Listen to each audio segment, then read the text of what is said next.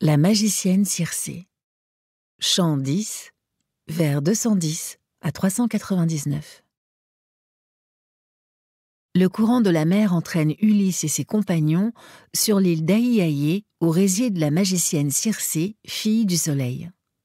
Dès leur arrivée, des compagnons partent en reconnaissance sur cette nouvelle terre.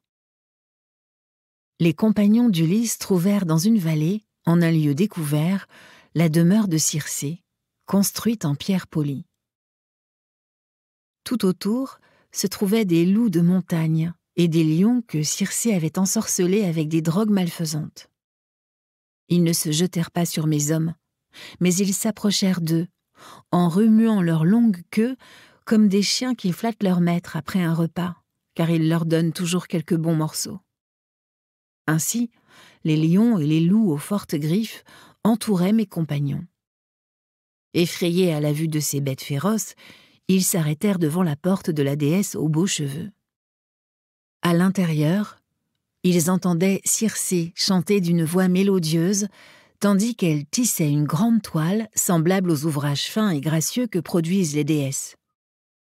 Alors, Polythès, chef des guerriers, compagnon que j'aimais et que j'honorais le plus, parla le premier. « Mes amis, quelqu'un tisse une grande toile en chantant d'une belle voix. Est-ce une déesse ou une mortelle? Appelons pour voir. » Ils se mirent à l'appeler en criant. Circé sortit aussitôt, ouvrit les belles portes et les invita. Tous la suivirent sans se méfier. Seul Euryloque resta dehors, car il soupçonnait un piège.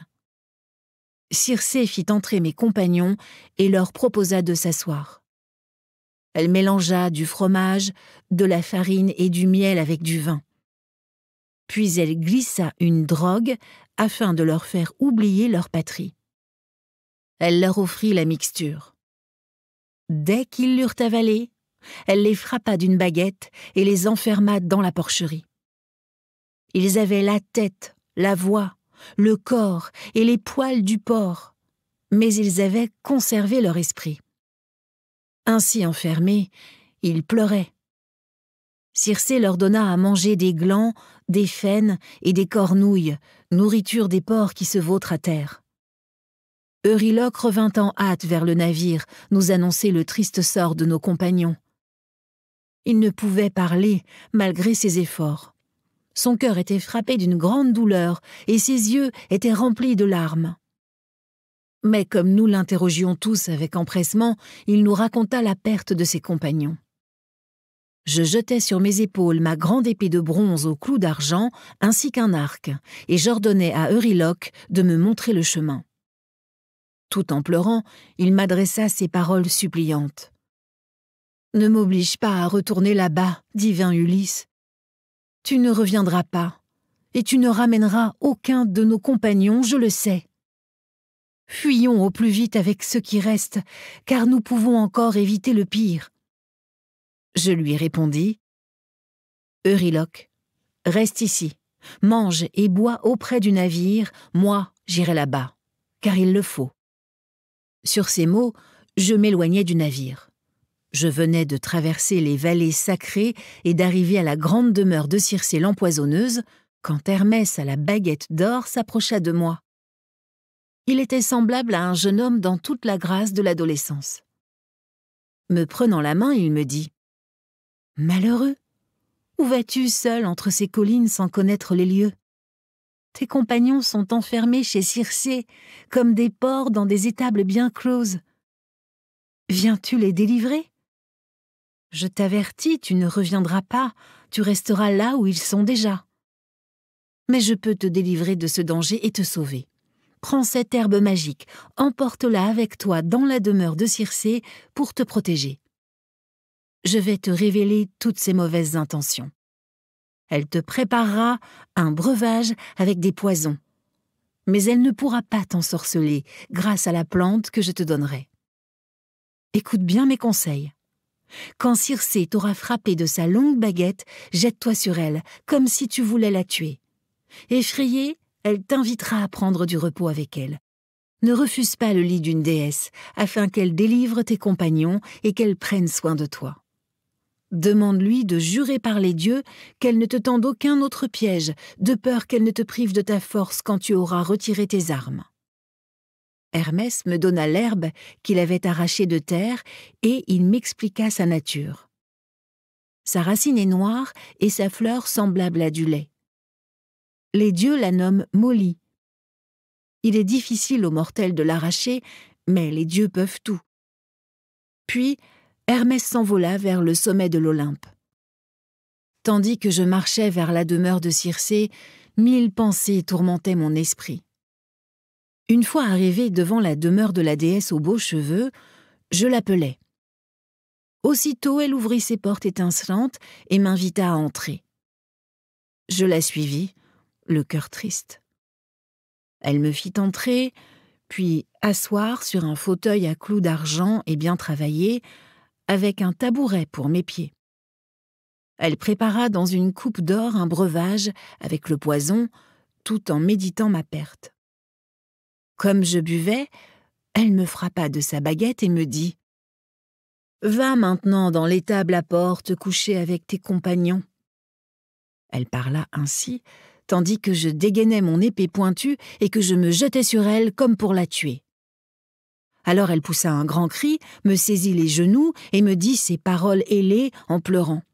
« Qui es-tu? D'où viens-tu? Qui sont tes parents? Quel miracle!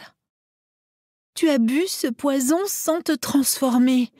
Aucun des hommes qui l'a avalé n'a résisté à son pouvoir. Tu as un esprit armé contre la magie? Tu es sans doute Ulysse aux 1000 ruses qui devait arriver ici à son retour de Troie sur son navire noir et rapide, comme Hermès me l'a toujours prédit.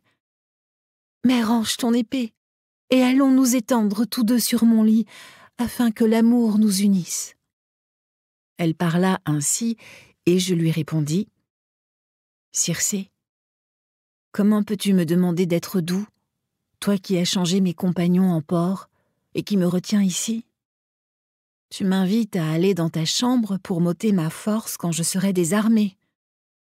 Je refuse de monter sur ton lit, à moins que tu ne jures par un grand serment, déesse, que tu ne me tendras aucun piège. » Je parlais ainsi, et aussitôt elle fit le serment demandé. Je montai alors sur son beau lit. Pendant ce temps, 4 servantes s'activaient dans la demeure et prenaient soin de tout. Elles étaient nées des sources des forêts et des fleuves sacrés qui coulent vers la mer. L'une jeta sur les fauteuils de belles couvertures pourprées et par-dessus de légères toiles de lin. Une autre dressa devant les fauteuils des tables d'argent sur lesquelles elle posa des corbeilles en or.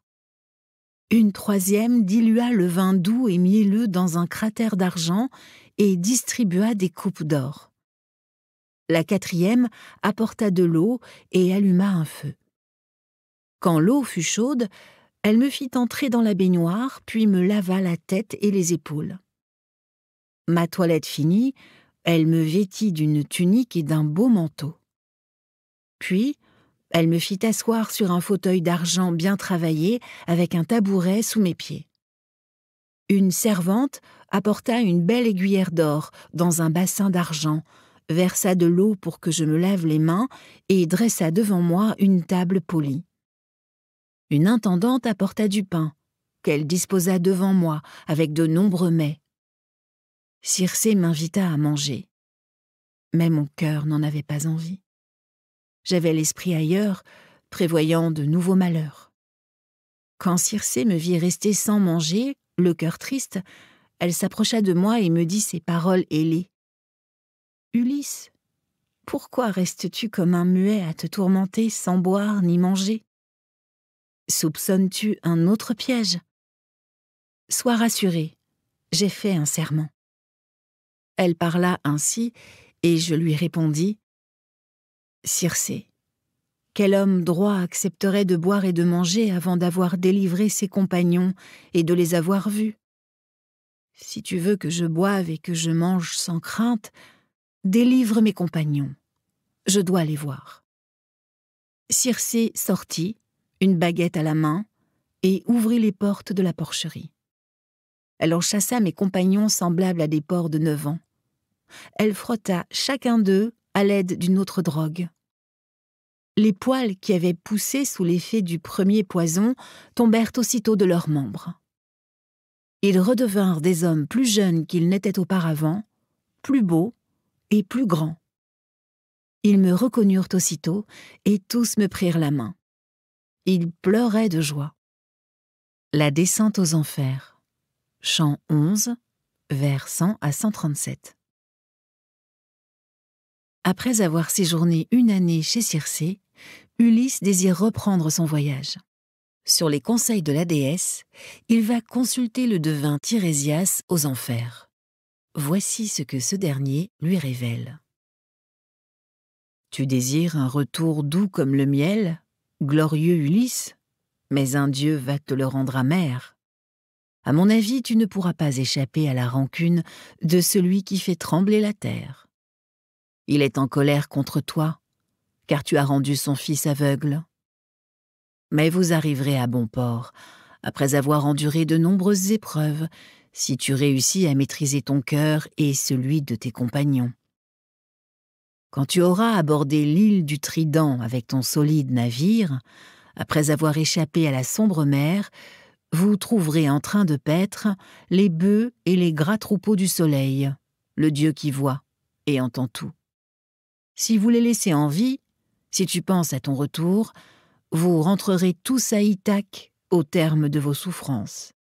Mais si tu les maltraites, je te prédis la perte de ton navire et de tes compagnons. Si tu en réchappes, tu rentreras bien plus tard, dans un triste état, après avoir perdu ton navire et tes compagnons sur un vaisseau étranger. Puis, tu trouveras le malheur dans ta maison. Des hommes arrogants qui dilapident tes richesses et cherchent à séduire ta femme en lui offrant des cadeaux. Mais, une fois arrivé, tu te vengeras de leur insolence. Quand tu auras tué les prétendants dans ton palais, par la ruse ou par la force avec la pointe de ton épée, tu partiras de nouveau. Tu chemineras, avec une rame légère, jusqu'à ce que tu rencontres des hommes ignorant la mer. Je vais t'indiquer un signe évident qui ne t'échappera pas. Lorsque tu rencontreras un autre voyageur qui croira voir un fléau sur ton épaule robuste, alors plante la rame dans la terre et fais un beau sacrifice au roi Poséidon, un bélier, un taureau et un porc. Puis tu retourneras dans ta demeure et tu feras des hécatombes sacrées à tous les dieux immortels qui habitent le large ciel. Enfin, la douce mort viendra, loin de la mer, au terme d'une heureuse vieillesse. Autour de toi, les peuples seront prospères. Voilà ce que je te prédis en toute vérité. Les mises en garde de Circé. Chant 12, vers 37 à 126. Une fois revenu de son séjour aux enfers, Ulysse retrouve Circé. Elle le met alors en garde contre les dangers qui le guettent en mer. Maintenant, écoute bien ce que je vais te dire. Un dieu te le rappellera en personne. Tu rencontreras d'abord les sirènes qui charment tous les hommes quand ils les approchent. Mais l'imprudent qui écoute leur chant, jamais sa femme et ses enfants n'auront la joie de le revoir dans sa maison. Les sirènes le charment de leur chant harmonieux. Elles résident dans une prairie. Autour d'elles se trouve un grand tas d'ossements humains et de peau en décomposition. Vogue sans t'arrêter et bouche les oreilles de tes compagnons avec de la cire molle pour que personne ne les entende. Toi, écoute-les si tu veux. Mais demande à tes compagnons de te lier par les pieds et les mains à l'aide de cordes debout contre le mât de ton navire. Ainsi tu pourras écouter avec plaisir le chant des sirènes. Si tu supplies tes compagnons, ou si tu leur ordonnes de te délier, qu'ils renforcent tes liens. Lorsque vous aurez dépassé les sirènes, tu trouveras 2 voies. À toi de décider laquelle tu choisiras. Toutefois, je vais te les décrire. Là se dressent 2 hautes roches. Contre elles retentissent les flots d'amphitrite aux yeux bleus. Les dieux bienheureux les appellent les errantes. Jamais les oiseaux ne peuvent les franchir, pas même les timides colombes qui apportent l'ambroisie à Zeus. Souvent, l'une d'elles tombe sur la roche, mais Zeus en crée une autre pour compléter le nombre. Jamais aucun navire n'a réussi à s'approcher de ces roches, ni à s'échapper. Les planches des bateaux et les corps des hommes sont emportés par les flots et les tourbillons de feu. Un seul navire a pu les franchir, la célèbre Argo qui revenait de chez Aïétès. Elle aurait dû être jetée contre les grandes roches si Héra ne l'avait aidée à passer par amitié pour Jason. L'un de ces rochers atteint le ciel de son sommet pointu. Il est entouré de sombres nuages qui ne se dissipent pas. Une nuée bleue l'environne sans cesse. Jamais l'azur n'éclaire son sommet, ni en été, ni en automne. Jamais aucun homme mortel ne pourrait y monter ou en descendre, même s'il avait 20 bras et 20 pieds. Car la roche est haute et ressemble à une pierre polie.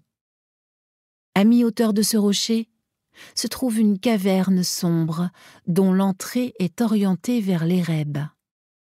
C'est de cette caverne, illustre Ulysse, qu'il faut approcher ton navire.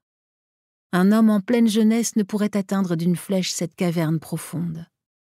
C'est là qu'habite Scylla, qui pousse des rugissements et dont la voix est aussi forte que celle d'un jeune lion.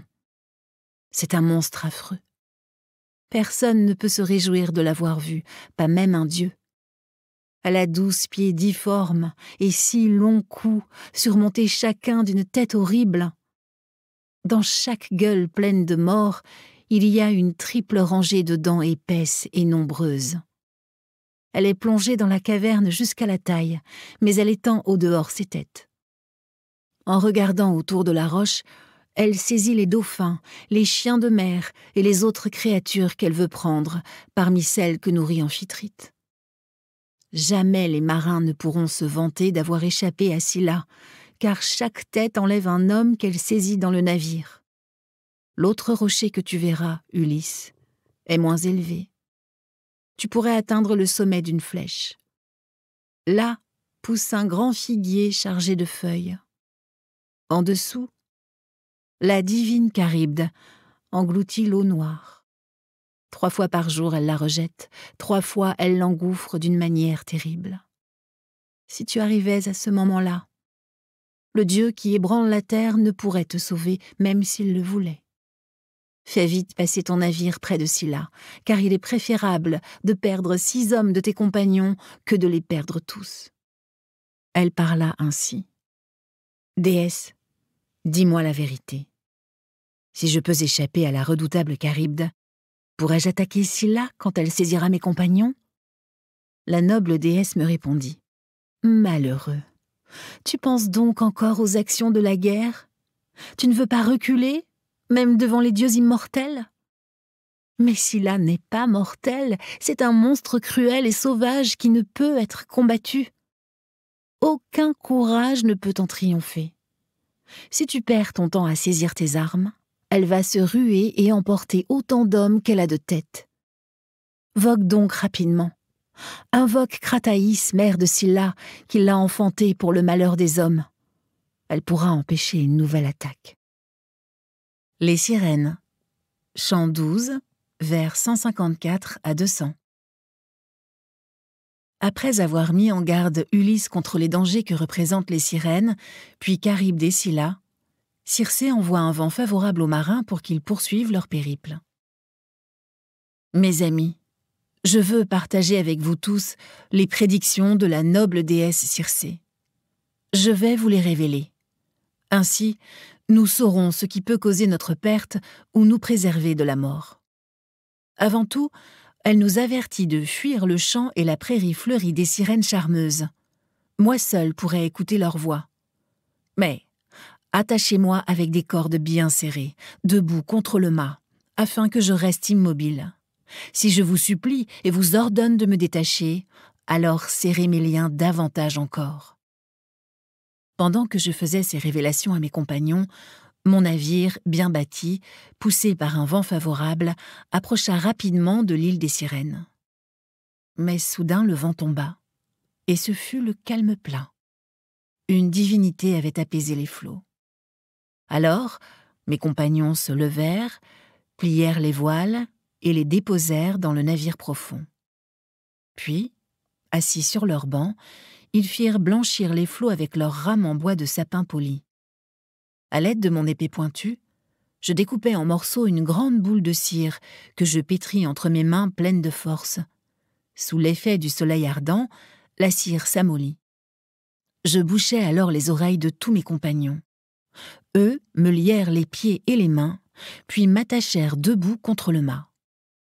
Une fois revenus à leur place, ils frappèrent de leurs rames la mer blanchie par l'écume. Lorsque nous fûmes à portée de voix, les sirènes aperçurent notre navire qui filait.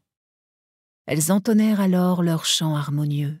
« Viens, illustre Ulysse, grande gloire des Grecs, arrête ton navire, écoute nos voix. Aucun homme n'a dépassé notre île sur son vaisseau sombre sans écouter nos douces mélodies. Puis il s'éloigne, le cœur réjoui et l'esprit plus savant. Nous connaissons en effet toutes les souffrances que les peuples ont subies devant la grande Troie par la volonté des dieux.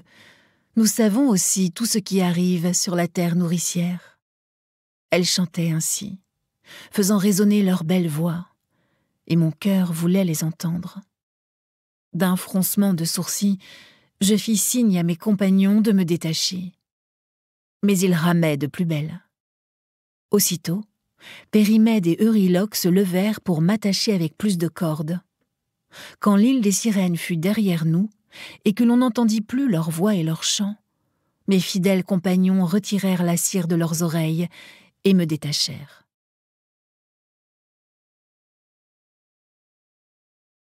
Charybde des Scylla, chant 12, vers 201 à 259. Ayant réussi à échapper aux sirènes, Ulysse et ses compagnons se dirigent vers Charybde des Scylla. Nous avions à peine dépassé l'île des sirènes que j'aperçus de la fumée et de grandes vagues. J'entendis aussi un bruit immense. Mes compagnons, terrifiés, laissèrent tomber les rames de leurs mains. Le navire n'avançait plus. Courant d'un bord à l'autre, j'encourageais chacun d'eux par de douces paroles. « Mes amis, nous avons l'habitude des dangers. N'était-ce pas pire quand le Cyclope nous retenait de sa force brutale dans sa caverne profonde ? Pourtant, grâce à ma bravoure, à mon intelligence et à ma présence d'esprit, nous avons réussi à lui échapper. Vous ne l'avez pas oublié, je pense. Allons maintenant, agissez tous selon mes ordres. Vous, les rameurs, frappez les flots de la mer profonde. Toi, pilote, écoute cet ordre et garde-le à l'esprit, puisque tu tiens le gouvernail du navire. Maintiens-nous à distance de cette fumée et de ce courant, et longe ce rocher si tu veux nous éviter la mort. » Ils obéirent aussitôt à mes ordres. Mais je n'évoquai pas Scylla, fléau inévitable, de peur de voir mes hommes épouvantés cesser de ramer et se cacher au fond du navire. C'est alors que j'oubliais la difficile recommandation de ne pas m'armer que m'avait faite Circé. Je revêtis mes armes splendides. Je pris 2 longues lances et je montai à l'avant du navire. De là, je croyais apercevoir Scylla dans son rocher, source de malheur pour mes compagnons. Je ne pus la voir, et mes yeux se fatiguaient à scruter la roche noire. Nous traversions ce détroit en gémissant. D'un côté, il y avait Scylla. De l'autre, la divine Charybde qui aspirait l'eau salée de la mer. Quand elle la vomissait, l'eau bouillonnait comme un bassin sur un grand feu, elle jaillissait puis retombait sur les 2 rochers. Quand elle engloutissait de nouveau les flots salés, elle bouillonnait jusqu'au fond, et les alentours du rocher retentissaient d'un affreux vacarme. Le sable bleu du fond apparaissait. La terreur s'empara de mes compagnons. Nous regardions Charybde, car c'était d'elle que nous attendions la mort, quand Scylla arracha du navire 6 de mes plus valeureux compagnons. Je vis leurs pieds et leurs mains qui passaient dans les airs. Ils m'appelaient dans leur désespoir. Scylla emportait mes compagnons et les dévorait à l'entrée de sa caverne, tandis qu'ils hurlaient et qu'ils tendaient vers moi leurs mains. Ce fut le spectacle le plus horrible que je vis dans toutes mes errances sur la mer. Les vaches du soleil. Chant 12, vers 339 à 388. Ulysse accoste ensuite sur l'île du Soleil. Comme des vents contraires bloquent le port de Messine en Sicile, Ulysse et ses compagnons se trouvent contraints de rester sur l'île, mais les ressources viennent à manquer. Malgré l'interdiction d'Ulysse, l'équipage, convaincu par Euryloque, profite du sommeil de son chef pour s'attaquer aux vaches sacrées. Euryloque donna alors à mes compagnons de mauvais conseils. « Écoutez-moi, mes amis, malgré vos souffrances. Tout genre de mort est insupportable aux misérables mortels, mais mourir de faim est pire que tout. Allons, saisissons les plus belles vaches du soleil et sacrifions-les aux immortels qui habitent le vaste ciel. Si nous rentrons à Ithaque, dans notre patrie, nous élèverons aussitôt au dieu soleil un temple magnifique où nous placerons de riches offrandes. Mais s'il est en colère à cause de ces vaches aux cornes droites, et s'il veut détruire notre navire avec l'accord des autres dieux, je préfère mourir étouffé par les flots que de souffrir plus longtemps sur cette île déserte. » Euryloque parla ainsi, et tous l'applaudirent. Aussitôt, ils emmenèrent les plus belles bêtes du soleil. Ils firent un cercle autour d'elles et adressèrent leurs prières aux dieux. Ils cueillirent les feuilles d'un jeune chêne, car ils n'avaient pas d'orge blanche sur le navire. Après avoir prié, ils égorgèrent les bêtes et les dépouillèrent de leur peau. Puis, ils rôtirent les cuisses recouvertes de graisse et posèrent par-dessus les morceaux de chair crue. Ils n'avaient pas de vin pour faire les libations. Alors ils en firent avec de l'eau, tandis qu'ils faisaient rôtir les entrailles. Quand les cuisses furent cuites, ils les mangèrent, puis découpèrent le reste en morceaux qu'ils enfilèrent sur des broches. C'est alors que le doux sommeil quitta mes paupières. Je me hâtais de retourner au bord de la mer, près du navire rapide. Comme je m'approchais, une douce odeur me parvint. En gémissant, je criai vers les dieux immortels. « Zeus, et vous, Dieu heureux et éternel, c'est pour mon plus grand malheur que vous m'avez endormi.